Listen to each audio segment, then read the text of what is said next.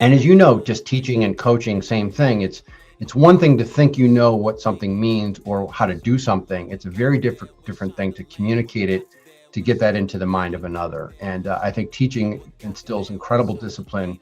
You really can't teach something until you understand it, and so you can't fake it.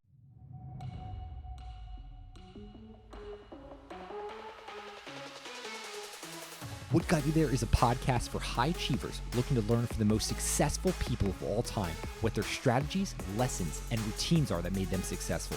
Now it's your journey, so it's time to learn what's going to get you there.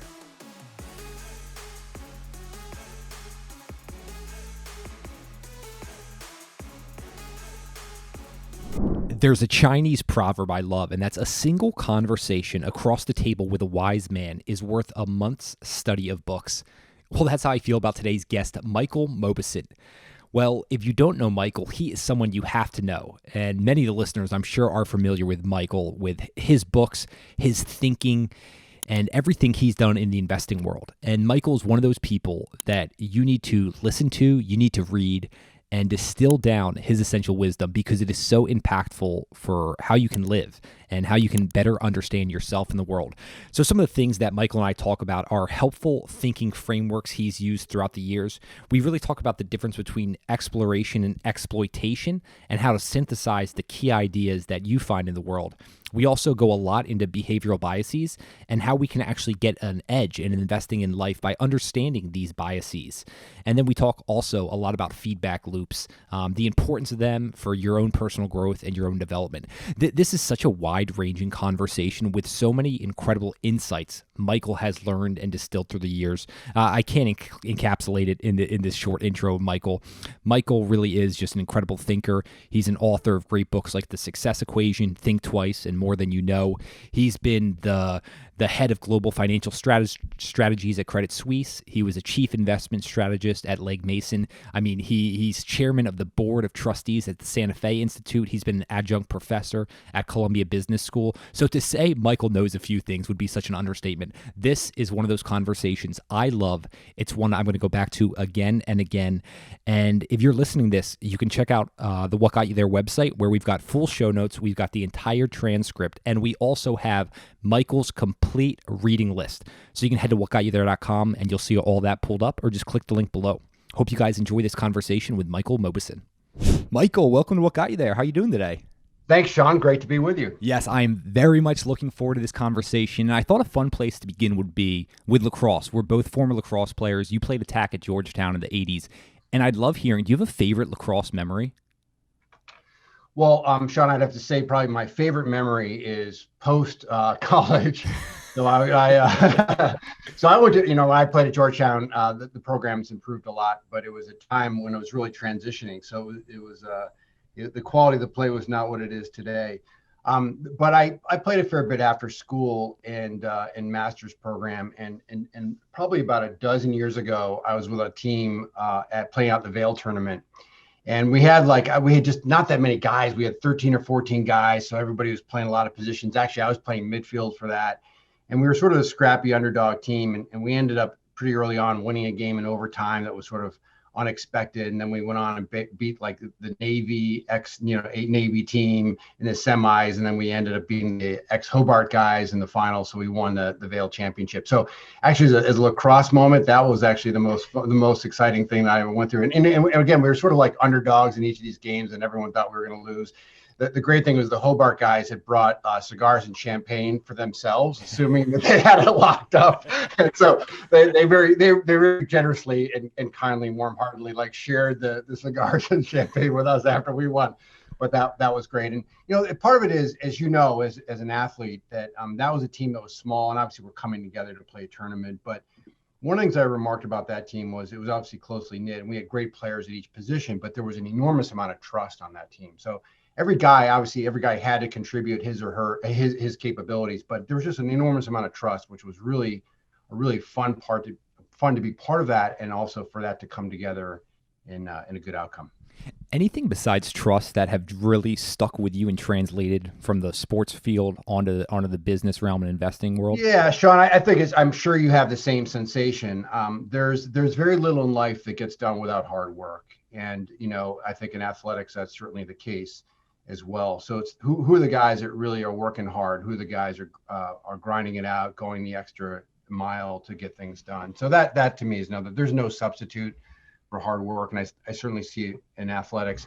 I obviously never played in an elite level, but you can be sure that anyone's playing at an elite level, they all have tremendous underlying talent. And really that hard work, I think, is a huge component. So that to me is another thing that translates directly over. But trust, that's just a big component, is having trust in your partners and your teammates. And not all athletes do it, and not all certainly business people do it. But I think that's an incredibly powerful thing when you have that in terms of a collective success. No, I absolutely agree. I mean, you've been a leader both on the sports field, being a co-captain at Georgetown, and then also everything you've done outside of that. Are there differences between leadership at elite sports level and in business or the investing world? Yeah, I don't know. I wouldn't say that I was a leader at an elite level.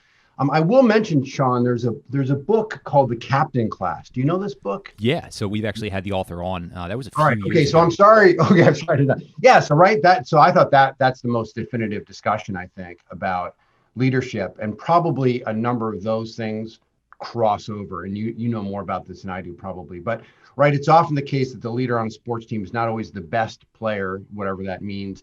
But a guy, he had this phrase he called a water carrier, right? Someone who's just like ready to do basically anything it takes to succeed. Great communication skills, really important. They don't have to be verbal; they can be other cues. I thought that discussion about Tim Duncan was really fascinating. So yeah, I think a lot of those things do map over pretty carefully. And part of it is too just being yourself, being authentic, right? So you don't. Whenever you emerge as a leader in any, or even I observe leaders, you want them to be authentic, and to do it in a way that's consistent with how their own personality and so forth. So it's a little bit different for everybody. And I think a lot of even coaches and teachers sometimes can go early on astray by trying to be someone else. And the best thing to do is to be the best version of yourself, right? So one of the things that comes up over and over again, especially with current athletes and trying to figure out that transition into the business world, and for you, it ended up being finance. How did that happen for you? Well, listen, I knew I had no future in athletics. So, by the way, I'll just go back. It's funny, I played 3 sports in high school, and I probably could have played all of those sports in college on some level. But I remember I played ice hockey, and I was a junior, senior in high school, and I'm playing against this guy, Clark Donatelli, by the way, who's actually gone on. I think he made it to the NHL. He didn't have a big career, but I think he's coaching. But I'm playing against this guy, and I'm thinking to myself, I am working as hard as I possibly can just to not make a fool of myself, right? I'm not thinking about anything productive. I'm just trying to keep this guy in check to some degree. And I'm thinking, okay, well, I have no future in this, right? So I better hit the books. So yeah, no, I knew pretty much that there was going to be no future for me in athletics. And it is interesting because I know that you've got experiences coaching, and I've done some. I teach, and I think that there's a lot of parallels between coaching and teaching. Maybe we could talk about that. But yeah, so I knew I was going to have to go into the business world, and so and I have to say candidly that in my youth, really even through college, I spent a lot of time and energy on athletics. And that was probably to some degree to the detriment of my academic development. I was never a bad student, but not probably what I could have been. And I think that so once I turned to the business world, I had to get a little bit more serious, both just in terms of getting a job, but also developing or catching up a little bit intellectually and academically. So yeah, I mean, it's very fortuitous to get my first job was at Drexel Burnham Lambert back in the mid 1980s. And back then there were a lot of really wonderful training programs that these banks held. And so I was able to get into a training program, which in a sense gave, sort of laid out the framework for what I needed to understand. And the other thing about that training program that was really unique, and I think very valuable for me and probably the other people in the program, is that we did classroom instruction first, but then we rotated through different departments of the investment bank. So you spent time on a trading desk and time in investment banking, time in research, time in operations. So as someone who's trying to kind of match your skills to understand what you're good at, where you think you can contribute, what is aligned with sort of how you operate, it's a tremendous opportunity to do sampling and figure that out. So that for me was also very useful. Some people go on trading desks and get very fired up, and that's what they love to do. That was not my thing. Other people go into research settings and work on projects. That gets them much more excited. So it was a very valuable opportunity to have an opportunity to match personality and skills with a job description. No, I just want to highlight what you mentioned just in terms of being true to yourself and understanding what skills you have and how to exploit them. How'd you end up getting your foot in the door of that training program? Well, you may have read this story, but I was I grew up in Ithaca, New York, central New York, and my father was a car dealer, and so actually for a couple summers I spent on the floor selling cars. And I was not very good at that, by the way, but I did learn a lot about sales. And I thought those skills, by the way, are very valuable for anybody to learn basic skills, techniques.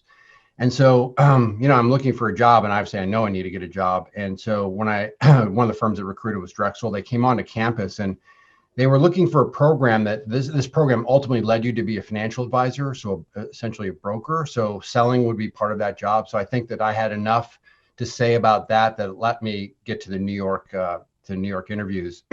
So when I went to New York, and there were quite a few kids that were interviewing for these jobs, and this is always a fun story to tell. I mean, they sort of got all the students in a conference room in the morning, and you're looking at each other very nervously, wearing your fanciest suit, right? And they said, well, you're going to meet with all different people in the training program, but then you're going to have 10 minutes with the head guy. And so, you do your very best. And I meet the big guy, right? He's got this beautiful office and, really expansive. And the guy was super nice. But as I walked into his office, he had a Washington Redskins trash can sitting by his desk. And, I was going to school in DC. I wasn't a particularly big Redskins fan, but, they were doing really well at the time. I'd gone to a couple games. So I was sort of on the bandwagon. So I said to him, like, hey, Mr. Sure, this is a great trash can.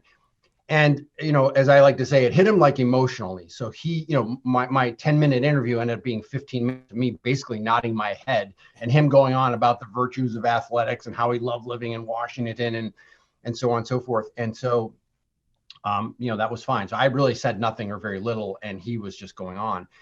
And so I go off and I get the job offer, which is great. So I start, and a few months into the program, one of the guys who runs the program sort of pulls me aside. He says, hey, I just want to tell you, you're doing great. So we're really pleased with your performance, but I'll let you know now that the other people you interviewed with voted against hiring you. And the head guy came in and said, hey, this kid is really great. We should bring him into the program. So as I like to say, my career was launched by a trash can. It was really this sort of fortuitous thing. I think that in retrospect, I hope that he feels like he made the right decision, but that's an interesting example of connecting with somebody on a level that really wasn't about just pure business, but he obviously, it sparked an emotional reaction in him that ultimately led me down this path, which is, again, a lot of life is sort of these lucky turns, and that was one of them for me. Yeah, we're going to talk a lot about luck. It's something I've learned a great deal from you from.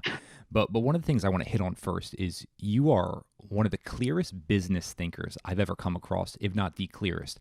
And this makes me wonder just about your ability to think about business and your thinking process in general. Do you have an actual process that you allocate towards thinking? Not really, but I do think I think you're making a couple points that are really important. And I've had in my career, I've been very fortunate to be able to do two things that I think help in that regard a lot, or maybe three things, right? One is I've been able to allocate a lot of time to it. So whereas a lot of people are really doing things, I mean, I had to do things when I was an analyst and a strategist, but I've had for a long time quite a bit of time to allocate to study as a professional, and that's a tremendous benefit. The second thing is writing, and so I've had the opportunity to write a lot as part of my job, and even working on writing some books. And I'll mention one of my books. I had an editor work with me, a guy named Lawrence Gonzalez, who was amazing. And when I sent Lawrence, I first just sent it to him very casually, and he said, "Well, I'd like to line edit this for you." And so I was like, "All right, great." So he sent it back, and not only did he line edit my book, he actually wrote basically in the margins, here's this mistake you keep making. Here's why you're always muddled in these particular situations. You're using this expression the wrong way. He was actually teaching me about writing as we were going through this. And I just recall going through his edits was one of the most difficult weeks I've ever had professionally, but incredibly valuable in terms of understanding how to communicate more clearly and, cut out a lot of fluff and so forth. And then the last thing I'll say is teaching. And as you know, just teaching and coaching, same thing. It's one thing to think you know what something means or how to do something. It's a very different thing to communicate it, to get that into the mind of another. And I think teaching instills incredible discipline. You really can't teach something until you understand it, and so you can't fake it, right? And if you do fake it, especially with graduate students, it's going to be clear pretty quickly. And I always like to say great teachers are great students. And I think great coaches, by the way, are great students. So it's a sort of circular process and never ends. So those things really, having time to allocate, writing and the discipline of writing, and then teaching all sort of work together, I think, to move toward that objective is like you said, to get clearer and more correct about ideas whenever possible.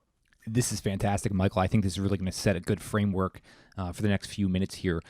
You identified these three things. Did you have early models that you also saw these men in places you wanted to be emulating these three characteristics and traits? Yeah, it's a great question. I grew up as I mentioned, I grew up in central New York. We grew up in a family without really any books. And it was, so my parents were both bright. They never went to college, but they were bright and they were very focused on education, but they weren't modeling this kind of stuff very much at all. But I will say that obviously I had an epiphany moment in my training program when one of my training colleagues gave me a copy of Al Rappaport's book called Creating Shareholder Value. That was probably 1987 or 1988. Rappaport had written that book in 1986. And as I like to say, I mean, I was a humanities major, right? I was a government major going on to Wall Street, and I knew none of this stuff. I knew none of the jargon. I knew none of the, so like all the way people communicated and the way they did everything. And so it was all brand new to me. And by the way, very confusing to me. And I read Rappaport's book, and for me, it was like a lightning bolt of clarity. And so I would say that reading that book started to give me a framework to think about the world more effectively. Al, by the way, has grown into become a very dear friend. We collaborate on a lot of stuff. We wrote a book together 20 years ago. And I just say that almost, and to this day, my conversations with him are incredibly valuable to help flesh out ideas. And, it's interesting. I mean, I would never admit this publicly, but, sometimes as a teacher, I'm a little bit stuck about how to think about something or how to communicate something. And I just make my call to him and say, here's what I'm, here's sort of where I'm stuck here. I don't know how to say this. And just spending a few minutes with him on the phone allows me to be able to sort of work through that. So yeah, that he would be great. And then I just say the other thing that really helps, I think, with writing and thinking to a large degree is reading. So if anybody said, how do I become a better writer? How do I become a better thinker? I think the answer is really that you have to allocate time to reading. When you read a lot, you start to realize the kinds of language that resonate with you, who writes clearly, who gets ideas into your mind, what is memorable to you. And so I think you start to understand, again, you bake it into what your own writing style is, but it's like listening to other musicians, right? You hope to integrate the things that are really helpful to embellish on your own style. So I think reading has been another huge component in all of this, not only just to learn, but also to understand what you like and how to communicate more effectively. I'd love to jump into your writing process, but do you have any examples of people you look to in terms of clear writing? Well, I mean, look, I think that there are two people I mentioned right off the top of my head. Michael Lewis is like a freak. He is so good and so talented, and it almost makes me like, it's like I don't know how to. The guy's so good. So he's one example. Matt Levine writes a column for Bloomberg, which is, it's like the highlight of my day when that thing hits my inbox. He's funny, he's lucid, he's clear. He's provocative. He's got a great nose for stories. So that's he'd be another guy I would point to. But there are a lot of, obviously a lot of great writers. I do like science writers too, that can write clearly and informatively, Steven Pinker or Richard Dawkins are examples of guys that their prose really connects with how I think about things. So those would be some examples that I would cite. Yeah, Steven Pinker, I know, has put something out online. I think it's his 13 examples of clear writing. We can add that one into the show notes. You mentioned reading, and that's where you pull a lot of ideas from. I take it your idea generation process just far outweighs the capabilities of your output. So I'd love to know, how do you balance the exploration versus exploitation problem? I love that. I love that. I always worry that I'm going to run out of things to write about. So I kind of keep like a little running list of things, and I'm like, so you cross off the top one as you write about it, and then you add something to the bottom, and it does seem like an endless journey. That's one of the virtues of being involved with business and in being involved with markets, is that there you never lick the game, right? You always have something to learn. There's always something new, some development, so on and so forth. But being had to say, I wish I could be had a more systematic answer to this. I basically just sort of follow my nose and what seems to be interesting to me at a particular time, or just because my curiosity in a particular topic, I just don't either I don't understand something, or I've not read anything that allows me to understand something. Those tend to be the areas where I gravitate. A lot of the work we do is, I would really call it synthesis. We do some original stuff, but a lot of it is synthesis, which is to say really trying to garner the best ideas or thoughts on a particular topic and bring them together in a way that hopefully allows us and some other people some insight as to how it works. So yeah, I just sort of follow my nose around is the best answer to that question. Yeah, sometimes synthesis is just an indication of better understanding. So yeah, the deeper you can go on that, it always seems to be incredibly beneficial. You mentioned a second ago about you love when you don't understand something. What does it look like in the first couple days when you come across something new you're unfamiliar with? What does that look like for you? Yeah, I mean, it's a great question. That really does speak to my writing process in general. So what I tend to do is phase one is to just read as much as I can about the particular topic. And for us, if it's an investing related topic, it usually means identifying often academic papers, but also things from the business press, but usually academic papers, and literally trying to identify and cast as wide a net as possible as to what papers will be relevant. And then I basically just try to read them all. And as I'm reading them, I'm trying to take notes. So I have some mental references, so that's writing on the margins and so on and so forth. And I almost always have a legal pad near me. So I'll jot down notes. And so I'll just sort of bomb through that. And that takes time, right? And by the way, there could be a lot of other things going on. So I'll just allocate time to that over time, over some period. And then the second phase is really trying to sit down with that legal pad and just organize some sort of an outline for that. So I know some people write without outlines. I don't know how those people do it, but I write everything. I try to outline everything before I write it, just so I know where I'm going. I know where I can refer back to material and so on and so forth. I think it just helps me. And by the way, I struggle. I mean, sometimes these things look like they come out okay, but often it's a real struggle to come up with an outline that seems to flow, at least the way I would think about the topic. And Sean, I suspect this is true for you as well, but a lot of the time where I'm sort of working through those kinds of concepts is usually like when I'm working out or something like that, right? Like I'm doing something different. I'm walking the dogs, or I'm working out, or it's before I go to sleep, or right when I wake up, sort of these quiet, or in the shower, right? Literally these quiet moments where I've posed the problem to my mind and let the mind work through it, and eventually sort of like churn it out. And then once I have the material, I've read it, I've outlined it. And by the way, as I go through the outlines, I'll refer back, paper X, this page, go back to that. And then I try to put pen to paper. And the other thing that, we are relentless about is editing. So not the first drafts, I try to make them pretty decent, but we spend enormous amounts of time going back and editing and improving and refining. And that process, I think that most of us don't want to do that, right? You just want to hand your paper to the teacher and get an A, but you realize in the real world that editing and that iteration process is really, really vital. Yeah, I'm smiling over here just because in preparation for this interview, which is one I mentioned to you, I've been looking forward to for years. So this morning I happened to take an extra long shower just so I could really visualize this conversation. And then even yesterday afternoon, a long walk, because it's when I do my clearest thinking. It seems like very similar to you. I'd love to dive on some of your papers, and we'll call them your white papers. And you would know better than me when you first started doing it. Was it around 2003 you first started publishing these? Probably there's some in the 90s. Okay. For sure. Some in the 90s, late 90s, but yeah. So multiple decades. I'm wondering, over those multiple decades, has there been much of a change in terms of how you go about writing these? Do you just feel like you have a more intuitive sense of how to uncover these problems and then clearly synthesize them? I think so. I mean, I think like anything in life, it's an accumulated, there's just more accumulated knowledge, right? So I just know more stuff and have seen more stuff, and so could integrate more stuff. And, it's interesting, for example, Al Rappaport and I are discussing the prospects of doing a revised version of Expectations Investing. That book came out in 2001, so this would be roughly 20 years later. And, we were just commenting and reflecting on how much we've learned in 20 years.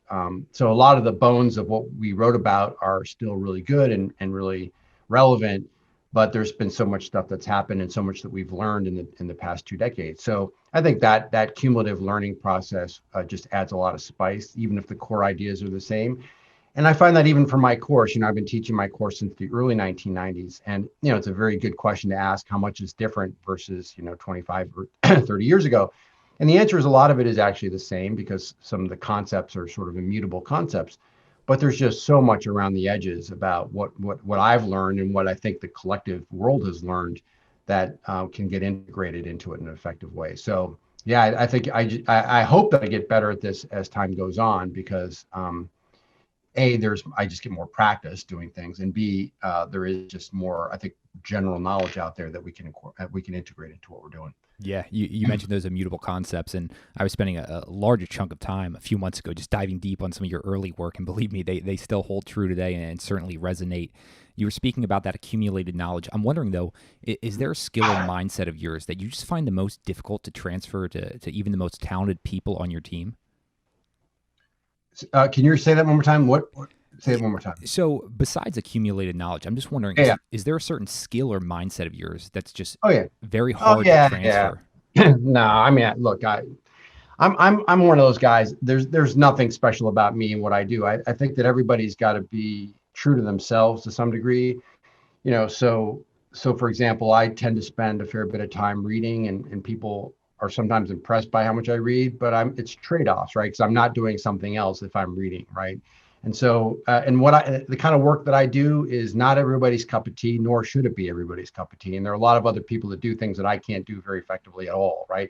And trading is an example. I think I would be horrible at that. I mean, I know actually my first job as a financial advisor, I did that for about a year and was an abject failure at it. So I've experienced, failure and understand. So yeah, no, not really. I do think that it's great to be part of a team or an organization where there is a lot of intellectual curiosity, where there is open-mindedness. And so those qualities, I think that you can sort of pre-sort for them to some degree, but you can also cultivate those as an organization. So I don't find any, and the other thing is interesting just in the investment business too, is that, or it's actually everywhere, sports, is that sometimes success can lead people to think that what they're doing is the only thing they need to know, right? And so their success sometimes breeds a little bit of, I don't know whether it's inertia or complacency. And as the greatest athletes, the greatest coaches, the greatest organizations are ones that are constantly striving to improve and to learn. And so I think that's also another. But I'm not trying to confer anything that I do to anybody else. I'm trying to learn from other people more than and try to impart anything on them. Yeah, no, I love the humility, and you're just even talking just about just those people who are constantly learning and improving, and you obviously know one of the most important pieces of that is feedback, and you were talking about the editing process with your writing. What other ways are you just incorporating feedback loops into your life? Yeah, I think it's really important, especially, I think the quality of the feedback is very different in different types of activities, and so when your activity is largely skill-based and, you think about playing the piano or, well, music is just a great example, or a tennis player or something. So a teacher can really observe you and give you very pointed feedback that can be helpful. But when you get more on the luck side of things, when there's more randomness, and I think markets are a really good example, investing is generally a very good example. It's very difficult to get high quality feedback. So I think the answer is to focus as much on process as possible. Now, the feedback for what we do is the clearest example where I get feedback is actually in the classroom, because as I present ideas, I can see people whether they understand what I'm talking about or not. So I get visual cues, obviously get questions, but also visual cues. And so the key is to tune the presentations and the message to make sure that you're getting maximum impact. Over the years, also, I've done I do a fair bit of presenting, whether they're client meetings or whatever. And I'll tell you something else that's funny for me is that, for example, I would have a concept or even have a joke in my presentation or something I thought was lighthearted, and people look at me like I'm an idiot. So I was like, I can now understand what these comedians are like. Like they go to these clubs and they're trying out their material, and something you think is really clever may not go over well, and something you may think is not very clever tends to go over well, and you just have to sort of go with what works, right? So there's some of that as well. So I try to be attuned to that. By the same token, over the years, I've from time to time have gotten people saying to me like, you should do this, that, or the other, and if it didn't feel right to me, if I felt that what I was doing was better or more authentic, I would actually not pay attention to some feedback. So part of it is gathering proper feedback, especially from sources that you respect. And I think like an audience of a student body, for example, is great, but also to make sure that and I think that's great for any successful organization is going to have people along the way saying like what you're doing is not right, or why would you be doing this way or whatever.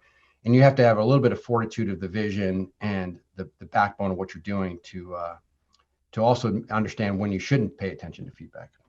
Yeah, you've been teaching since '93, Columbia School of Business, and earlier you were just kind of mentioning some of the parallels even to coaching that there is in teaching. What else in teaching do you think is very important for the teacher to help his students or their students?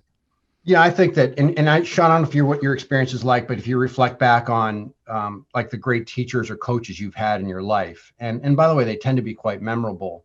But I think that one of the qualities what I always find is, so as I mentioned, they're great. I mean, they're usually a few things. One is they're good communicators, right? So they have the capability of taking what can be complex ideas and making them understandable, so that you walk out and you say, man, that's cool. I now understand something I didn't understand before.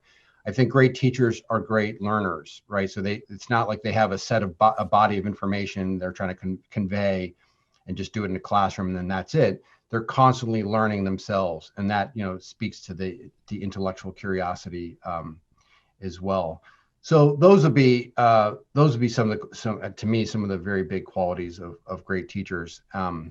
Yeah, those would be two big ones. Yeah, I've never had the honor of sitting in one of your classes, but I've seen a number of your presentations and different videos you've been a part of, and your communication skills are second to none. You're so clear, so concise. Your work is so buttoned up. I would love to know how much work goes into, let's call it, an hour-long talk for you. Yeah, that's a good question. And the other thing is that I'm a fairly strong introvert, so these kinds of things are not. I can now do presentations, but it's not necessarily a comfort zone for me. I'll mention in the mid 1990s, I went to a place called the Buckley School of Public Speaking. So it's down in Camden, South Carolina, and it's a couple day, 2.5 day training session on public speaking. And they teach you a lot of techniques to improve the quality of your speaking. I'm not sure I do all the things I'm supposed to do all the time, but it was very helpful for me. But I think you've hit on the key point, and again, this also relates to business and athletics and so forth, which is the importance of preparation.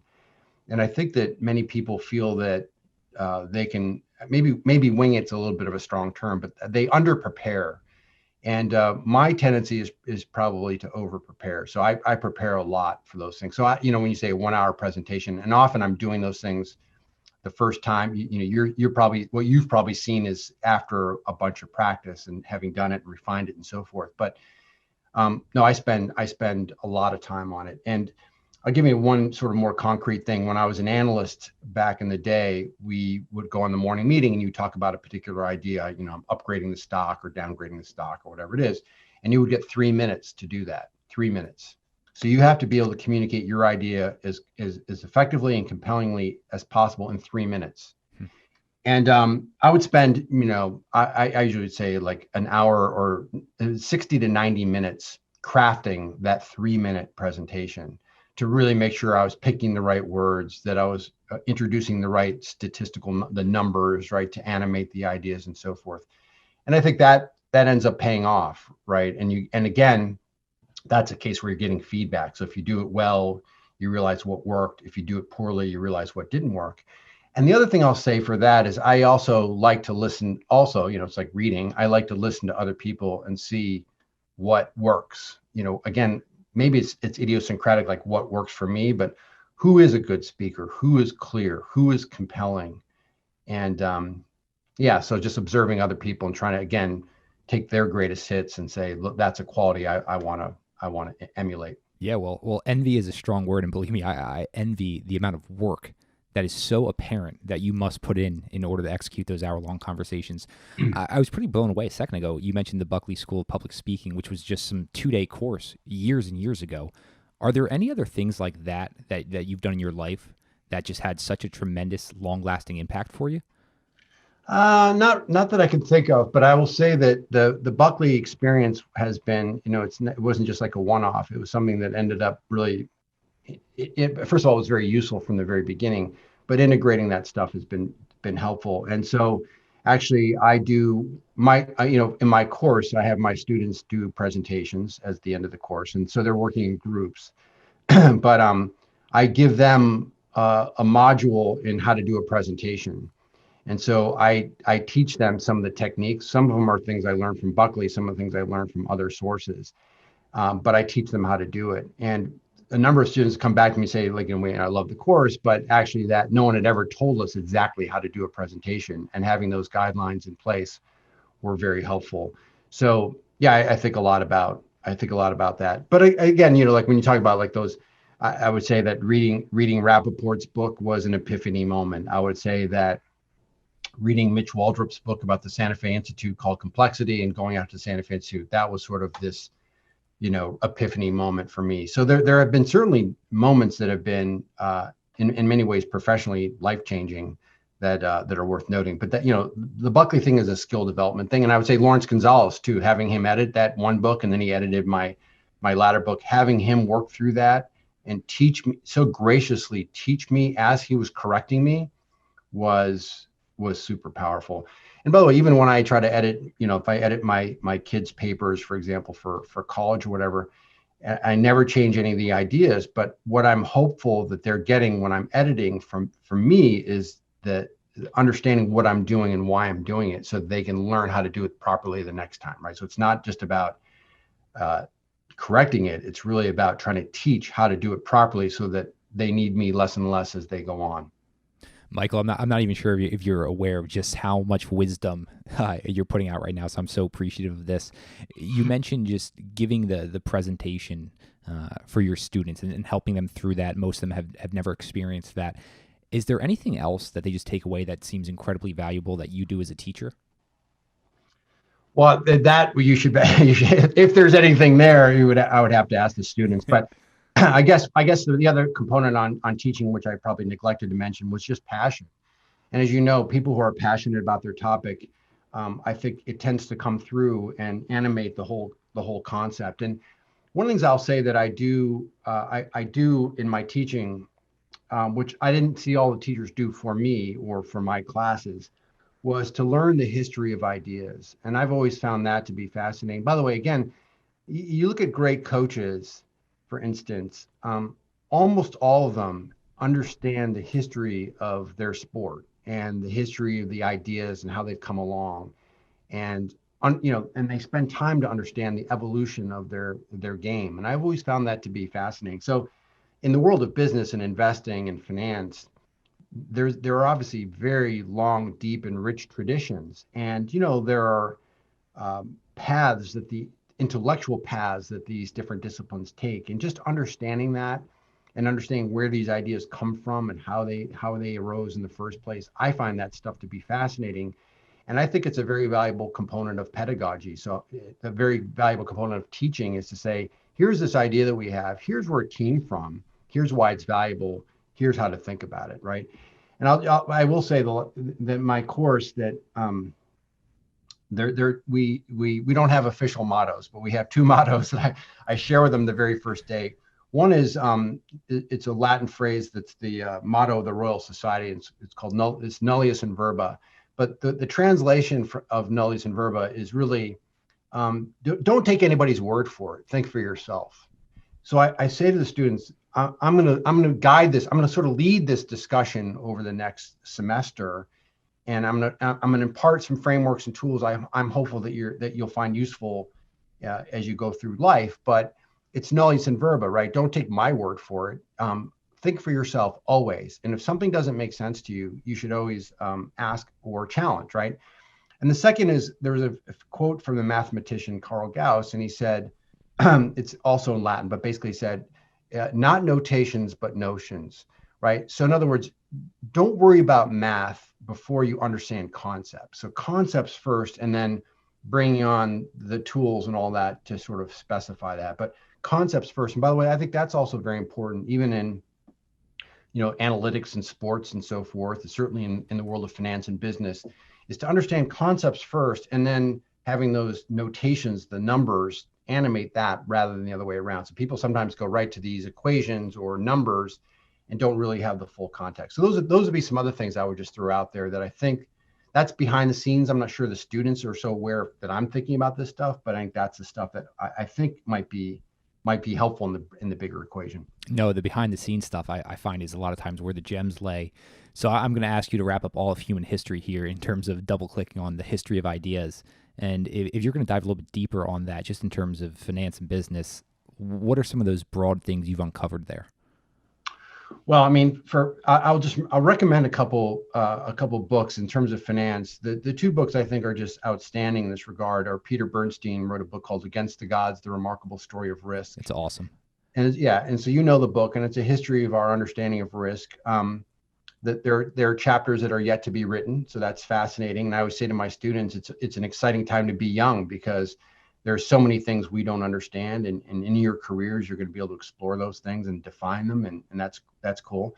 And the second book he wrote was called Capital Ideas, which is really, and there are two versions of it, but it's sort of the history of the development of ideas in capital markets and capital theory. So those to me would be, so they're not certainly the ideas of mankind, but in terms of finance, I think those are two really valuable books. But I do spend a lot, even like John Burr Williams wrote a book in the 1930s called Theory of Investment Value. So this was a really, early treatment of how to think about valuation, and understanding Williams's place in sort of how we think about valuation today is really, those are the kinds of things I find to be really cool, right? Because it puts things into the proper intellectual context. You always know people love hearing book recommendations, so this is going to be an absolute treasure trove here. So I appreciate that. When you started at Columbia in '93, I have to assume you guys didn't even have behavior finance courses. And if we're going to fast forward 30 years into the future and look back, where do you think people are going to be dumbfounded that we didn't concentrate more right now on? That's a great question. By the way, there were no behavioral finance courses. What I suggested to my students even back then was that they take negotiations courses, because negotiations was the closest thing that they could get to understand. And what's powerful about negotiation, as you know, is, and I'm not a negotiations teacher, but I think that this idea, it's a really valuable idea in life, which is understanding the other person's point of view, right? So you have to understand what is acceptable to you, and you have to understand where the other person's coming from. And then obviously what you're trying to do is find a solution it's mutually advantageous.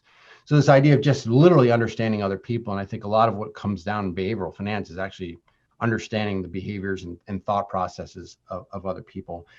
I do think that, look, there are a bunch of areas that we just don't understand. I tell my students very first day, I'm like, there are more questions than there are answers in finance, right? So there are a lot of things we don't really understand very well.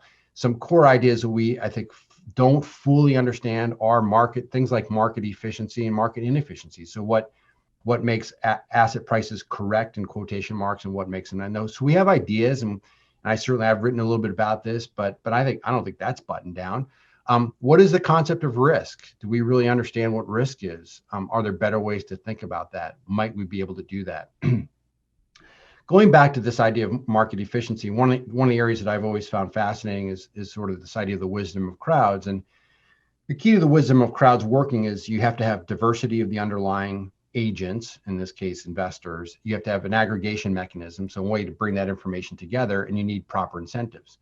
Well, we don't really know how to measure diversity all that well. And that's another area I think if you said 30 years from now, looking back, I would really hope that we do a better job of really thinking about diversity. And we talk about diversity in organizations, we almost always talk about social category diversity, so age, gender, ethnicity, and so forth. But really what we're after is cognitive diversity. So the ways we think and our mental models and our training and our experience. And I think we're making some strides, but how we understand that stuff is still, I think, still quite nascent. So that's another area. And then the last area, there's been a ton of ink spilled on this, obviously, but even things like competitive strategy. So, what makes for a good business, what makes for a sustainably good business, that's a big area. And maybe I'll mention one more, which is we spent a lot of time and written a lot about this concept called base rates, which is essentially a repository of history, of corporate performance in particular, for instance. So how have companies grown? What's happened to their profits? All these kinds of things. And the premise is that some understanding of history can be helpful in understanding potential outcomes for the future. So that whole area, in terms of building out databases, if you will, of past performance, I think that's still vastly underutilized and vastly underdeveloped. And that might be something in 20 or 30 years that we're much more robust at doing. Yeah, it's certainly an exciting time, the ability to then dive deeper and explore more of these. One of the things I love exploring, one of my passions, is just around understanding behavior and psychology so that I can make better decisions and hopefully those decisions lead to better outcomes. When did you start looking at heuristics and biases and just their overall impact on investors? Yeah, it's a great question, Sean. I think that as I started teaching my course, the thing that I really ended up, the biggest change over the years has been precisely what you described, sort of the behavioral stuff. And, I sort of probably became aware of that in the mid 90s, late 1990s, and started to read about it fairly actively at that time. As I mentioned, I'd sat in on some negotiation classes and learned a little bit of those techniques. That was very fascinating to me. But I was just stepping back and saying, in investing, for instance, what distinguishes the good from the great? And it really is that they have better information. It really is that, they have better spreadsheets or something like that. It's almost always that they're making better decisions, especially under stressful circumstances. And so that got me very interested in sort of learning more about all that stuff. And so, yeah, probably the late 1990s. And that has been, so that's been probably a 25-year journey learning more about that stuff. And obviously it's been a field that's really blossomed in the last quarter century as well. I mean, obviously, Kahneman and Tversky, if you actually read their original stuff in the 1970s, it's remarkably lucid and interesting, even from 50 years ago. But yeah, so probably the last 25 years. And obviously I've written some books about this and try to integrate it.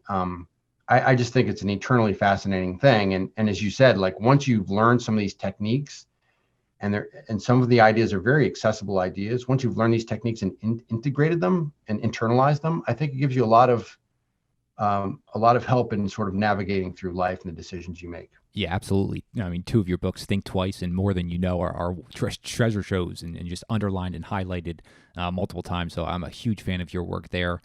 I'm thinking about looking for an edge, and this doesn't only have to pertain to the investing world. This could just be life in general. But do you think behavioral mistakes are where the most opportunity to find an edge is right now?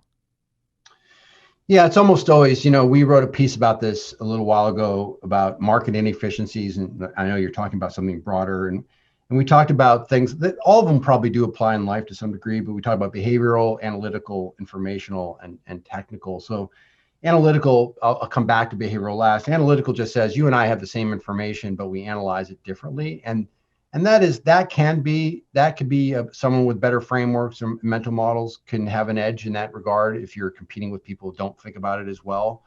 And you could think about, by the way, even like assessing athletes, for instance, that could be an example where, we all have the same data on this particular athlete, but somehow you see something that others haven't seen, and that gives you an edge. Informationally means something others don't know. That happens. It's difficult to do, certainly in the context of markets. It's challenging. Technical, I'll leave aside, but technical shows up in everything, which is sometimes people make decisions for reasons that have nothing to do with what their actual preferences are. And so, I was talking actually to a GM of a NBA team, and the guy said, I was talking about a particular trade, and he goes, well, these guys had a salary cap problem, and this is. He was just talking about all these moving pieces about things that had to do with the economics of the business rather than necessarily the values of the players. And he said, we were able to fashion this trade that addressed these issues that had nothing to do really, or not nothing, but less to do with the actual player values. But if you go back and circle around, say behavioral stuff, I mean, that's the one that, it's unlikely that human nature is going to change anytime soon, even with all our understanding of these behavioral issues. People are people, and you see it every day. So that, I think those will be persistent. Ben Graham, who was obviously the father of security analysis, had this metaphor of Mr. Market to think about markets.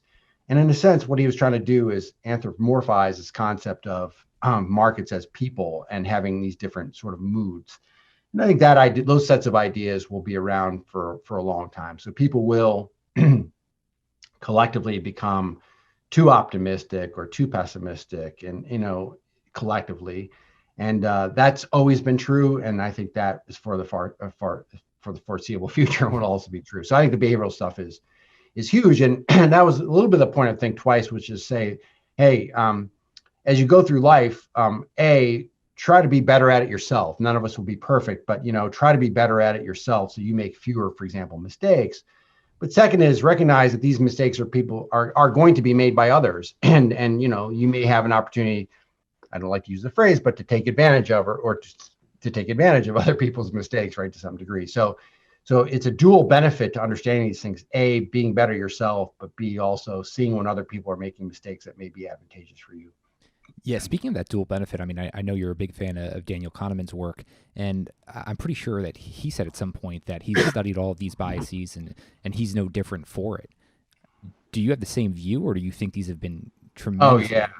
Oh yeah. I mean, I think that it's almost they're fairly universal. I think most of us have different proclivities to various things, but I think they're almost all universal. So I feel them all myself, and it's interesting. Even all these little experiments that the psychologists give in classrooms to demonstrate these points. I did all those things going into them blind, got smoked by them every single time, So it was less, not, I certainly don't, so I don't hold myself above anybody on this stuff. But I will say that, and I think I recount this story in Think Twice, is that there's a really wonderful program at the Kennedy School at Harvard called Investment Decisions in Behavioral Finance. It's hosted by Richard Zeckhauser and Arnie Wood, and Richard's been doing this thing for probably 30 years.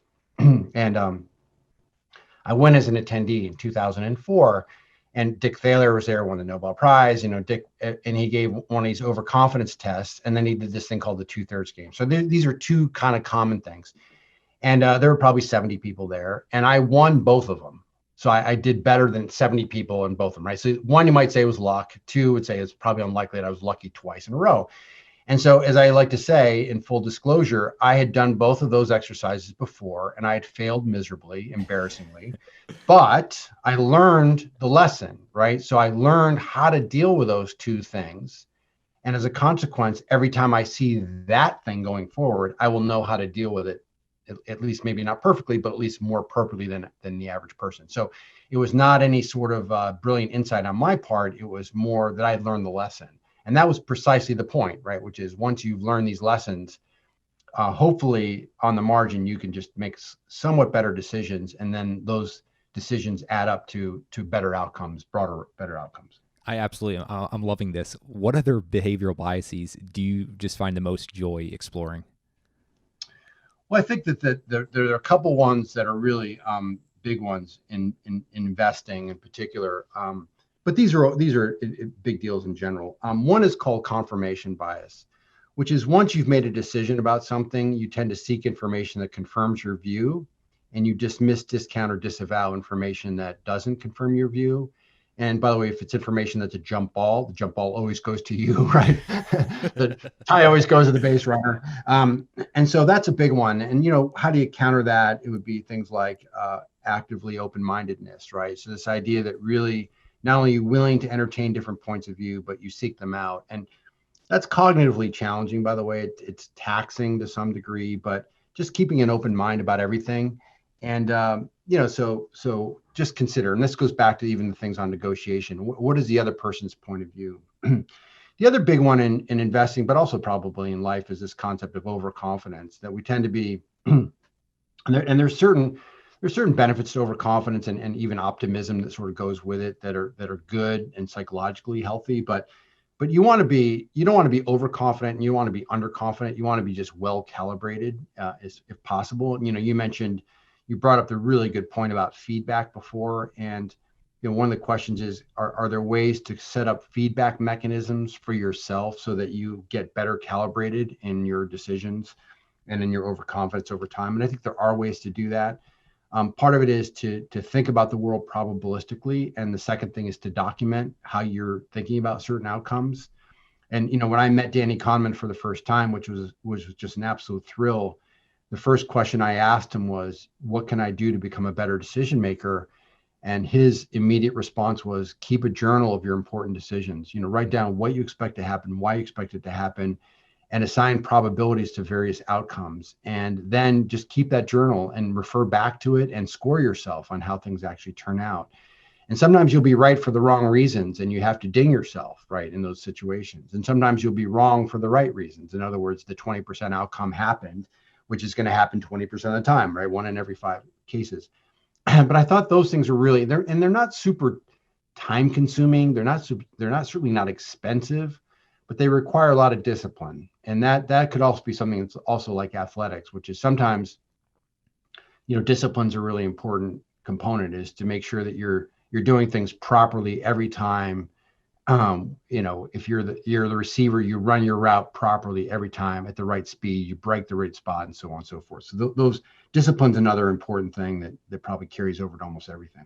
Yeah, you were mentioning human nature is unlikely to change. I was laughing a minute ago when you brought up confirmation bias. And the Greek statesman Demosthenes, he had a great quote: "What a man wishes, so shall he believe." So it holds true thousands of years later. So I'm pretty sure in a few thousand years, they'll be looking back the same thing. You mentioned the decision journal. Really intrigued about that. That's one I've kept as well. How much of this is just intuitive sixth sense for you at this point, and how much do you have to look to decision journals or other systematic ways to understand these? Sean, the truth is, I don't I don't really make that many like business decisions, since we're mostly doing research. But I work in investment organizations, and so part of it is, I think that for me, I hope that I'm able to think about most kinds of the problems I bump into reasonably well, but I don't really have that many of these kinds of decisions where we're going to make money or lose money or whatever it is. But I will just say that I find that, there's a great quote from Barb Mellers at University of Pennsylvania. She says something like, "We find prediction very hard, but rationalization of what happened very easy." Right. And so I think that there's a lot of truth to that, which is that I think that most of us don't like to keep track of our decisions, or keep track of, for example, investment decisions. You'd rather just let the chips fall where they are and then come up with a story to explain what happened. And by the way, that story tends to make you look pretty flattered in the whole outcome. So I think it depends a lot on the kinds of things you're doing. I'll mention I was speaking with an executive, senior executive for a Major League Baseball team the other day, and he was saying, he goes, "This is actually something they struggle a lot with, which is how do they, when they think about, for example, player assessment, how do they really know that they are thinking about things properly?" And they're trying to work on documenting their decision-making process as they go along. And again, contrasting, for example, what the analytics department may say versus the scouts and so forth, to see if they can glean, information from how they think about these kinds of problems. But part of it is, can you quantify, for example, for an athlete, can you quantify measures of, in quotes, success? And those kinds of things can be a little bit challenging. But I think the degree to which people are willing to, especially when you have things like discrete outcomes that we can agree upon and time periods that we can agree upon, that kind of setup, it lends itself very much to giving quality feedback. And by the way, I think very few people do it. And that's something I would imagine in the next 5, 10, 15 years that we'll see more of that, and that will be good. That's very helpful, also very insightful. I know we've got to wrap up here shortly. I'd love to spend a little bit of time on the Sante Fe Institute. And I mean, it's unlikely you're going to gain insight if your inputs are identical to everyone else's. And that's one of the things that really fascinates me about the Sante Fe Institute. Could you explain just for a minute what the Sante Fe Institute is and then your role there? Sure. I mean, it was founded in the 1980s by a number of very eminent scientists who felt that academia had become very siloed. So, the physicists talk to physicists and the biologists to the biologists, but many of the vexing and important problems in the world lied at the intersection of disciplines. By the way, I was also deeply influenced by a book by E.O. Wilson in the late 1990s called Consilient. And E.O. Wilson's probably the most famous entomologist, bug guy, ants in particular. And Consilient is this idea of the unification of knowledge. And what Wilson argued was, again, that we've made enormous strides through reductionism in the last few hundred years, but that much of our advancements in science would be, again, at the intersections of disciplines, across disciplines. So the Sante Fe Institute was founded to essentially bring together scientists to understand vexing problems. The unifying theme is the study of evolving complex systems. I mentioned at the Wisdom of Crowds a few moments ago that the sort of cartoon version of a complex system would be an individual agent. So it could be a neuron in your brain, or a person in the city, or an investor in the stock market. They interact with other agents.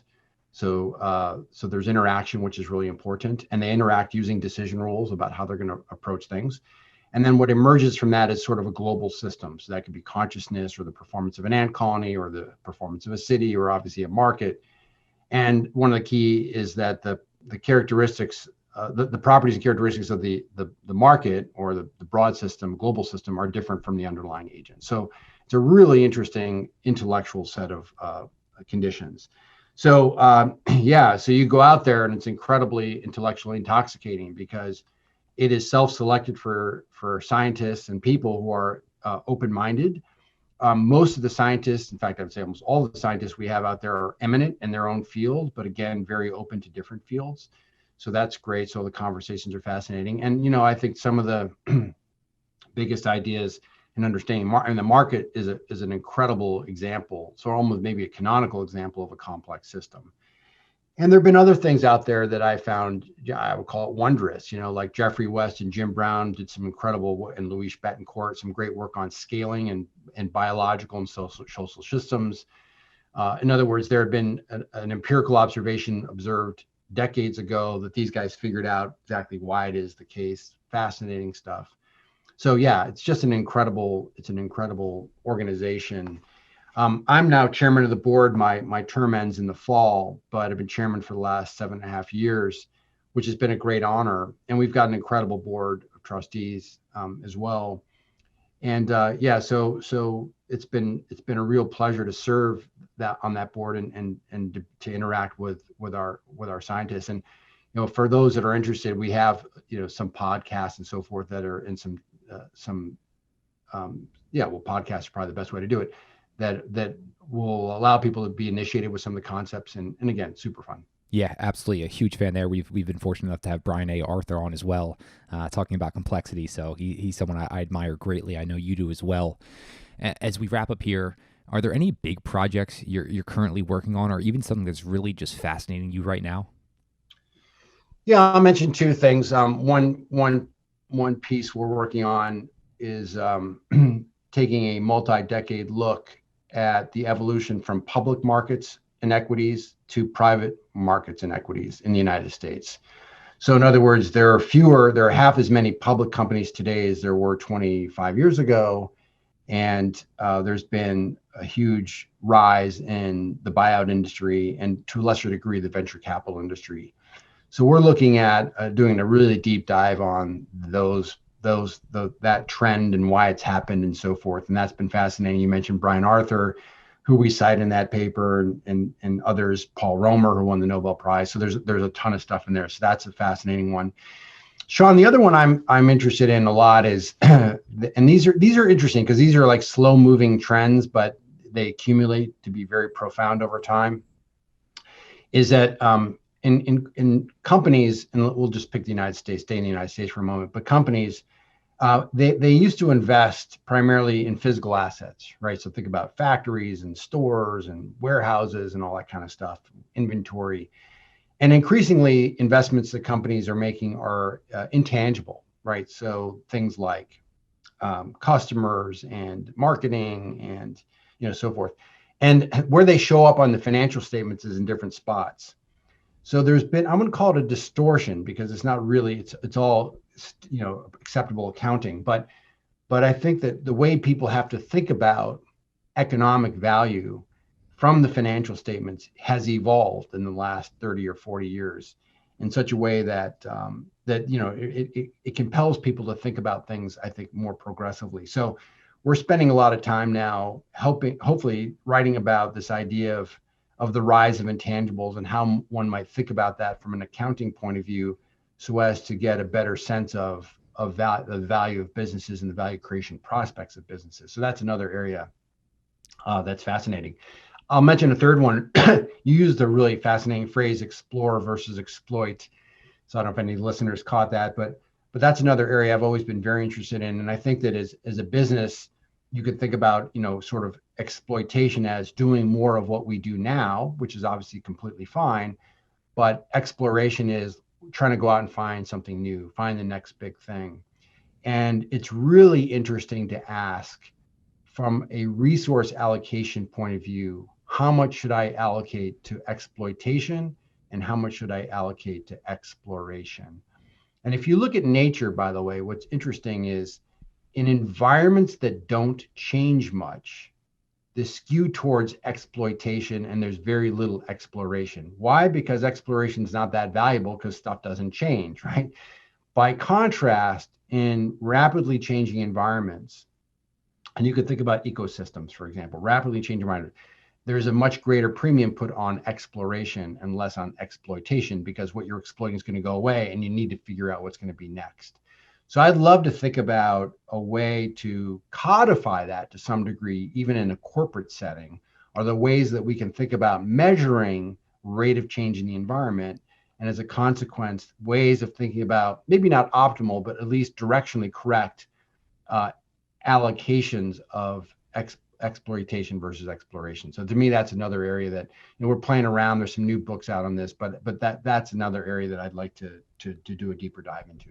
To say my antennas are up right now with all three of those would just be an absolute understatement. I'm very much looking forward to diving into that.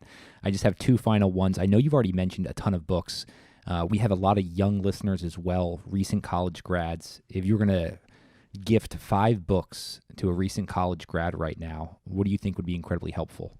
Oh, geez, 5 is a lot. Well, you're sitting in front of what appears to be thousands of your unbelievable library. Yeah, that's true. That is true. But I'll say that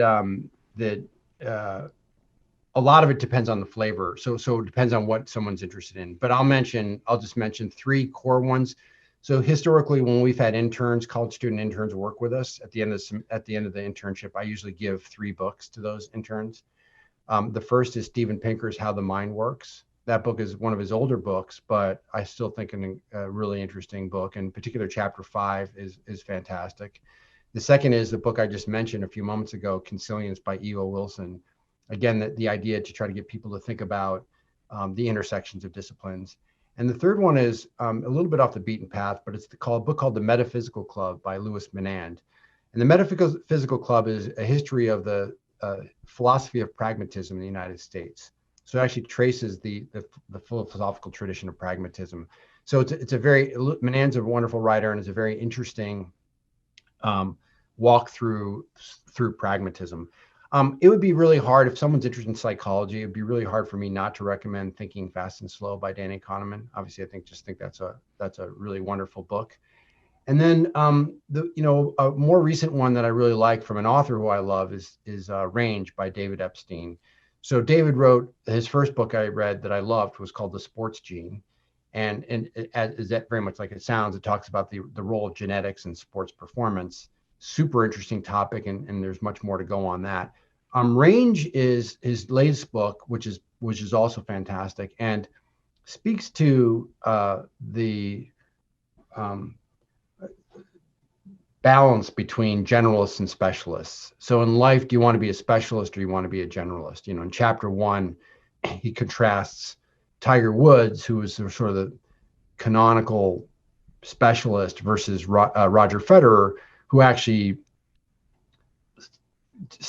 defined himself as a tennis player quite late, for relatively speaking, and was actually very active in other sports. And I suspect, Sean, you're probably in my camp as well, that I think young people, high school athletes in particular, to the degree to which is possible, I really recommend that they play multiple sports, because I think it's a really healthy thing, and I actually think it makes you better in your core sport. It actually may slow down your improvement in your core sport a tiny bit, but I think that David and others have given a lot of evidence to show that in the long run you do much better being in different sports. So those would be my 5. But again, and what I'll do, Sean, is I'll send you, I don't know if you can, I don't know if you have the capability to post it, but I'll send you a reading list that I share with people. And so that's broken up into different sections. And so a little bit is, hey, what are you excited about now? What suits your taste? And then you sort of flip through and see if there's anything that tickles your fancy. That would be tremendously beneficial. And I have to highlight the 3 books of yours that I've read. We didn't even really talk about any of them, but I certainly want the listeners picking up The Success Equation, Think Twice, and then More Than You Know. These are books that sit on my shelf, and I love the final one. Michael, I really cannot thank you enough for this time. This has been tremendously helpful. But if you were going to sit down, you were going to be holding the microphone, get to spend an evening with anyone dead or alive, not a family member or friend, who would you spend the evening interviewing? Oh, I don't know. That's a really interesting one, especially if you say dead or alive. There are some people. I mean, the guy who I probably admire I don't know if this is would be my ultimate answer, because you'd probably think about like very famous figures, but the guy who I admire deeply, deeply is Charles Darwin. I don't know if he'd be an interesting guy to hang out with for an evening. He might be boring to hang out with an evening, but I've always been very taken with the idea of evolution, and I've always been amazed by his temperament and his work process and so forth. So maybe I would pick Charles Darwin. He's my hero and intellectual hero. And so that I'll go with that one. Yeah, I found myself rereading his autobiography the other day. So huge fan as well. Michael, I mentioned this a minute ago. This has just been so impactful. The number of years I've been looking forward to this conversation. We didn't even get to hit the tip of the iceberg in terms of what I would love to talk with you at some point. But where do you want the listeners staying connected with you? I know you've got some unbelievable information out there on the webs. Anywhere you want them going? Yeah, I mean, I think that the main way to sort of keep up a little bit, you can follow at Twitter. My handle is MJ Mauboussin is my Twitter handle. And I have a website, michaelmauboussin.com. So there's some stuff on the books. You mentioned some of the books. Thank you for doing that. But some of the highlights of the books and free chapters, if people are interested in checking those out, would be at michaelmauboussin.com. Those would be 2 Twitter handles and the website. Yep. We'll have everything linked up in the show notes. But once again, Michael, I cannot thank you enough for joining us on What Got You There.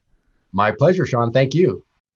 You guys made it to the end of another episode of What Got You There. I hope you guys enjoyed it. I really do appreciate you taking the time to listen all the way through. If you found value in this, the best way you can support the show is giving us a review, rating it, sharing it with your friends, and also sharing on social. I can't tell you how much I appreciate it. Looking forward to you guys listening to another episode.